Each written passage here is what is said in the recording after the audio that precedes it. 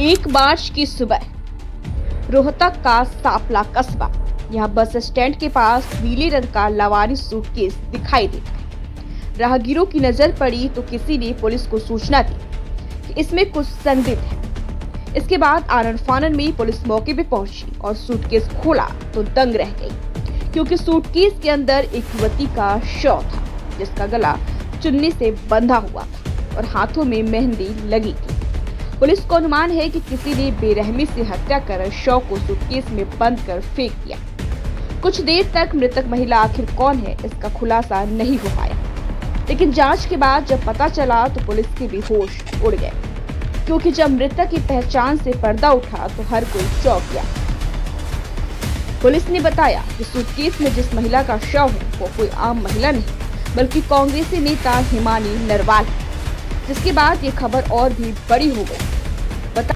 बता दें कि हिमानी की कई तस्वीरें कांग्रेस के बड़े दिग्गज नेताओं के साथ देखी गई हैं। सोशल मीडिया पर राहुल गांधी, दीपेंद्र हुड्डा और भूपेंद्र सिंह हुड्डा समेत कई तमाम बड़े कांग्रेसी नेताओं के साथ हिमानी की तस्वीरें भी वायरल हैं। अब सवाल उठने लगे हैं कि कांग्रेसी नेता की हत्या आखिर किसने की। सापला थाना पुलिस और एफएसएल की टीम ने जब मामले की शुरुआत से जांच की तो यही इशारा लग रहा था कि हिमानी नरवाल की गला घोंटकर हत्या कर दी गई। लेकिन सवाल यही था कि आखिर हत्या की वजह क्या है।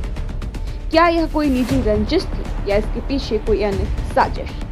वहीं अपनी बेटी की हत्या पर हिमानी नरवाल की मां सविता ने क्या कहा, सुनिए। कांग्रेस पार्टी के लिए मेरी बेटी ने अपनी जान तक दांव पे लगा दिया। जाति दुश्मनी हर वक्त उनके साथ रहती थी, क्योंकि मेरी बेटी ने मतलब 10 साल से अपनी पढ़ाई को भी मतलब साइड में रख के घर की तरफ ना ध्यान देते, सिर्फ इलेक्शन के पीछे, और सिर्फ ये इलेक्शन और पार्टी मेरी बेटी की जान लेगी, क्योंकि उसकी दुश्मनी उसी के कारण बनी है।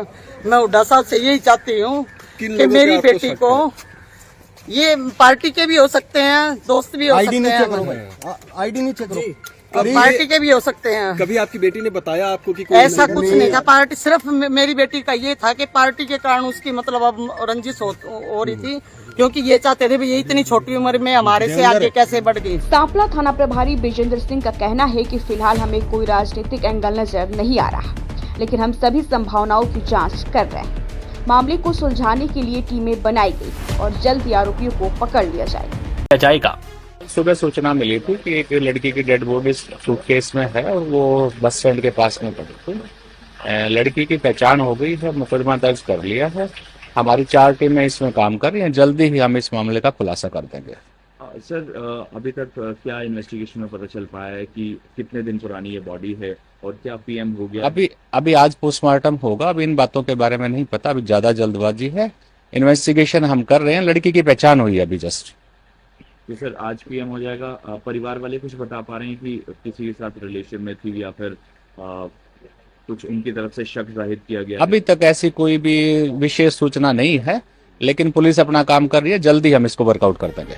कांग्रेसी नेता हिमानी नरवाल की हत्या को लेकर पुलिस ने 5 टीमें गठित की। जांच के तहत हिमानी के घर और आसपास लगी सीसीटीवी कैमरों की फुटेज खंगाली जा रही है, ताकि कोई सुराग मिल सके। इसके साथ ही साइबर टीम उनके सोशल मीडिया अकाउंट्स की गहनता से पड़ताल कर रही है, जिससे किसी संदिग्ध संपर्क या हालिया गतिविधियों का पता चल सके। हालांकि जहां पर सूटकेस में उनका शव बरामद हुआ, वहां कोई भी सीसीटीवी कैमरा नहीं लगा होने के कारण जांच टीम को चुनौती का सामना करना पड़ रहा है। बता दें कि हिमानी नरवाल कांग्रेस की एक सक्रिय कार्यकर्ता थी। पार्टी के हर बड़े कार्यक्रम में उनकी मौजूदगी रहती। राहुल गांधी की भारत जोड़ो यात्रा से भी वो जुड़ी हुई है।